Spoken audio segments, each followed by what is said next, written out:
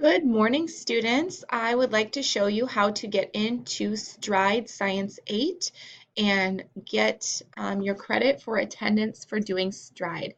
So under classes, keep in mind you have several classes here, but there should be one that says Stride Science 8. So we're not going into Earth Science, but Stride Science 8.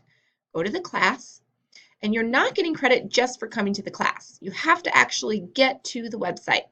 So to do that, click on Practice in the course content.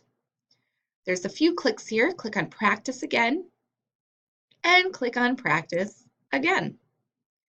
That will bring you to this page, which says Stride Academy. This is the website where we need to go. It's going to bring us into a whole new website.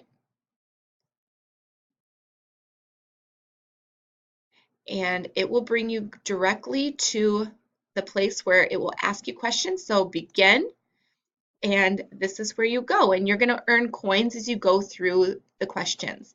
But this is what you need to be doing for 20 minutes when you have Stride assigned. So just so you know, this is how you get into Stride. This is what you need to spend time on. And this is how I take attendance on the days when Stride is assigned. Thank you.